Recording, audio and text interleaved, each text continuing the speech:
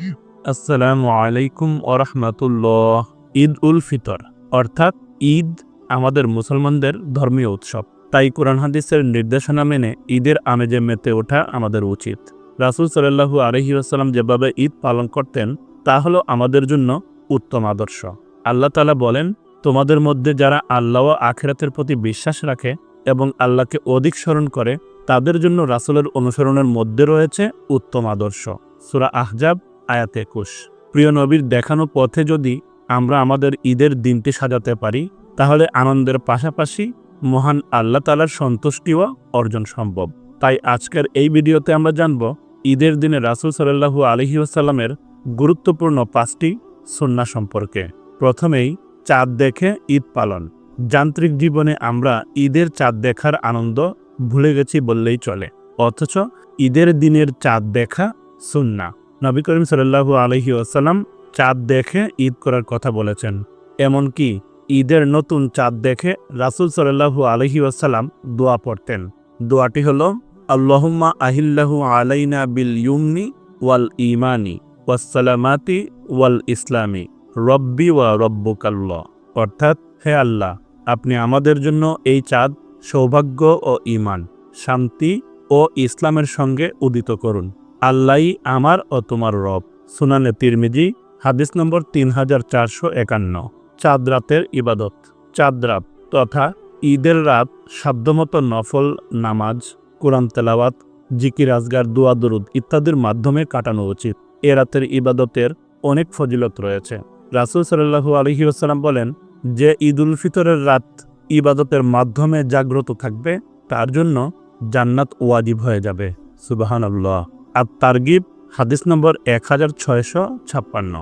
নবীজি আরও বলেন, যে দুই ঈদের রাতে আল্লাহর কাছে সওয়াব পাওয়ার নিয়তে ইবাদত করবে তার হৃদয় সেদিনও জীবিত থাকবে যেদিন সকল হৃদয়ের মৃত্যু ঘটবে। সুনানে ইবনে মাজাহ হাদিস নম্বর ১৭৮২। ঈদগাহে যাওয়ার প্রস্তুতি। আব্দুল্লাহ ইবনে আব্বাস বলেন, আল্লাহর রাসূল সাল্লাল্লাহু আলাইহি ওয়াসাল্লাম ঈদের দিন গোসল করতেন। সহিহ বুখারী। নবীজি সাল্লাল্লাহু আলাইহি ওয়াসাল্লাম ও তার সাহাবীরা ঈদের দিন তাদের সবচাইতে সুন্দর পোশাকটি পরিধান করতেন। ফাথুল বারী। তাই ঈদের দিন সাধ্য অনুযায়ী উত্তম পোশাক পরিধান করা সুন্নাহ। আনাস রাদিয়াল্লাহু আনহু বলেন, নবী করিম সাল্লাল্লাহু আলাইহি ওয়াসাল্লাম ঈদ উল ফিতরের দিন সকালে কিছু খেজুর খেতেন। অন্য এক বর্ণনায় তিনি বেজুর সংখ্যক খেজুর খেতেন। সহিহ বুখারী। ওয়াজিব সাদাকাতুল ফিতর। যদি আদায় করা না হয় তাহলে ঈদগাহে যাওয়ার আগেই তা আদায় করা উচিত। নিজ ও অপ্রাপ্তবয়স্ক সন্তানদের পক্ষ থেকে এই সদকা আদায় করতে হয়। ঈদগাহে যাওয়ার সুন্নাহ। রাসূল সাল্লাল্লাহু আলাইহি ওয়াসাল্লাম ঈদ উল ফিতরের দিন ঘর থেকে বের হয়ে ঈদগাহে পৌঁছানো পর্যন্ত তাকবীর বলতেন। মুস্তাদরাকে হাকিম হাদিস নম্বর ১১০৬।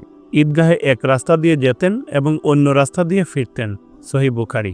এছাড়া তিনি হেঁটে হেঁটে ঈদগাহে যেতেন এবং হেঁটে হেঁটে ঈদগাহ থেকে ফিরতেন। সুনানে তিরমিজি। রাসূল সাল্লাল্লাহু আলাইহি ওয়াসাল্লামের আরেকটি সুন্নাহ হলো ঈদের দিনে শিশুদের সঙ্গ দেওয়া। ঈদের দিন শিশুদের সময় দেওয়া এবং তাদের সঙ্গে আনন্দ ভাগাভাগি করা রাসূল সাল্লাল্লাহু আলাইহি ওয়াসাল্লামের অন্যতম একটি সুন্নাহ। ঈদগাহে যাওয়ার সময় শিশুদের সঙ্গে নেওয়া সুন্নাহ। আব্দুল্লাহ ইবনে ওমর রাদিয়াল্লাহু আনহু বলেন, রাসূল সাল্লাল্লাহু আলাইহি ওয়াসাল্লাম দুই ঈদের দিন ঈদগাহে যাওয়ার সময় ফজল ইবনে আব্বাস, আব্দুল্লাহ ইবনে আব্বাস, আব্বাস, আলী জাফর, হাসান হোসাইন, ওসামা ইবনে জায়েদ, জায়েদ ইবনে হারিসা ও আয়মান ইবনে উম্মে আয়মান রাদিয়াল্লাহু আনহু আজমাইন সবাইকে সঙ্গে নিয়ে তাকবীর পাঠ করতে করতে বের হতেন। বাইহাকি।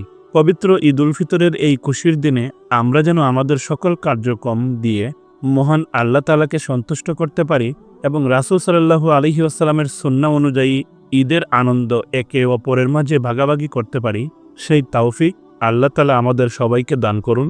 আমিন।